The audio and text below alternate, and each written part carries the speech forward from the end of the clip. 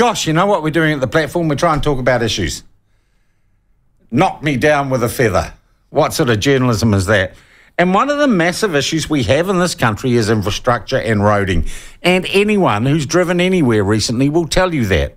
We have some major routes that have been hit by bad weather and they're going to take ages to reconstruct. And we have a capacity issue in many parts of the country where the roading infrastructure is inadequate to deal with the demand. So ACT have come up and they've said we need to have more toll roads. We need to get private-public partnerships and build new roads and then toll the people who use them for the advantage of being able to travel more safely and more quickly. All right, we looked at this yesterday. We're going to move on now to one of the groups who use our roads the most. And they use it because they're part of literally the kind of ecosystem of our economy in our country. They are the transport firms that move goods and people around this country on our roading network. What do they think of ACT's idea? And where do they think we'll end up if we don't make some sort of change? We are joined now by Dom Kalasih. Kalasih, I'm going to pronounce it and he can correct me if I'm wrong. He is the interim CEO of Transporting New Zealand, the group that represents most of our large trucking and transport firms. Dom, welcome to the program, to the platform. Did I get that right or not? That's fine. Okay. Good morning. Good morning. Dom, just to refresh for our listeners, how many firms do you represent? What proportion of people who are moving goods on our roads? Oh, we think it's about 30%. 30% of people moving freight on the roads we represent. Yeah. Dom, firstly, where are we at in terms of our roading infrastructure? If we were to go back 5-10 years, what is the state of our roading infrastructure? Oh, I think it's unquestionable that it's deteriorating, right? And, you know, there's all different ways of measuring that, but I think the most obvious is the potholes. Yeah. And, not necessarily the best, but it's the easiest way, and that's what people see. And, you know, there's clear evidence that's been on the increase. Is that because we aren't building such good roads, we aren't spending so much on maintenance, or we are using them more? I think it's all of those, right? And I'd add to that, even whether the quality and integrity of the construction, whether that's as good as it used to be. So, you know, it's not one single factor, it's all of those factors. All right, Don, look, that is interesting you throw that up. And I've had, there was a vociferous and small group of people who, and I don't know if it's a conspiracy theory or not, I'm not saying it is. They say the end of the Marsden Point refinery affected the quality or quantity of a certain component in bitumen, which is used to fix potholes, and that's had a detrimental effect. Are they actually onto something, or are they nutters? Oh, look, I don't want to judge anyone. I don't call anyone a nutter. Okay. Right? I think they've got their view, right? What I would say, and I'm not a pavement or bitumen expert, yeah, but we put our trust in Wakakatahi as our constructor of state highways, right? They have to specify the quality of the bitumen coming in, right? So I wouldn't say it's just down to Marsden Point. Okay, all right. So there are other issues there.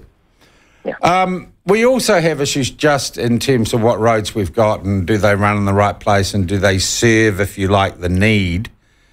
So ACT have come up with this policy on toll roads. Firstly, do you, and given that you're members of the people who are going to be using those toll roads if they're built and paying the tolls on the toll roads, does your organisation have fundamentally a basic philosophical position on toll roads?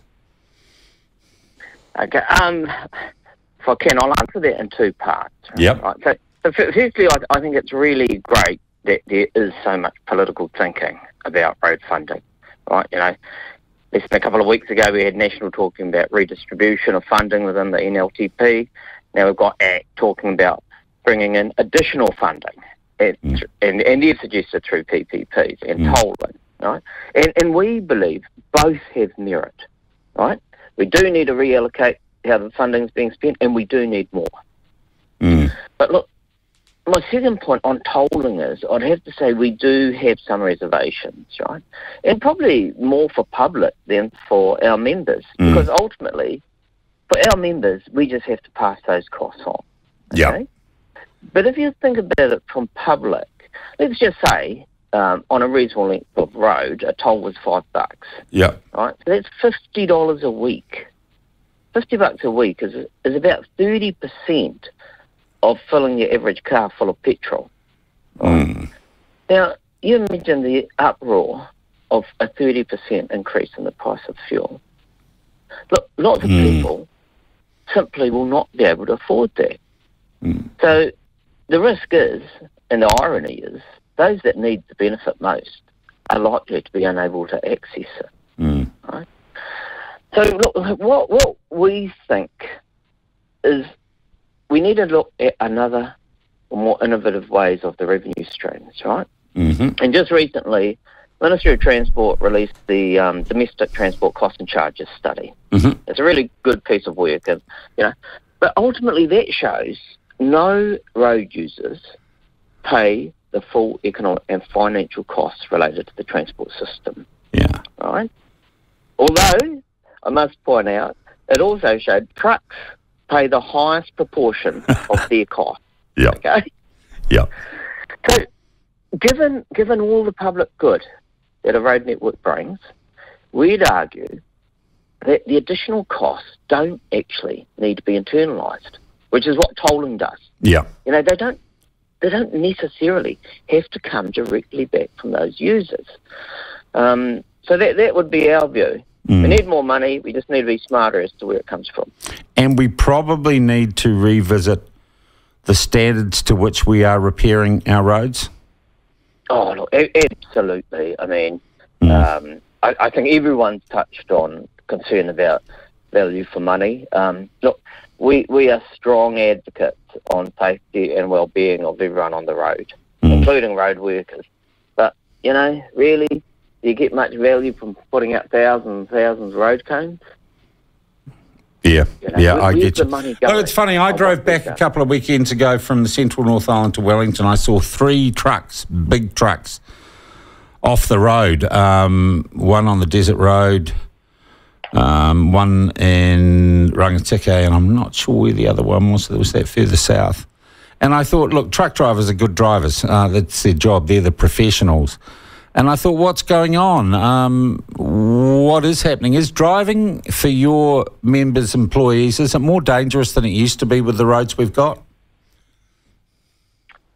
Look, I don't think it's more dangerous. I think, to be fair, the network has, in terms of some design, particularly new design, it's improved, right? Yeah.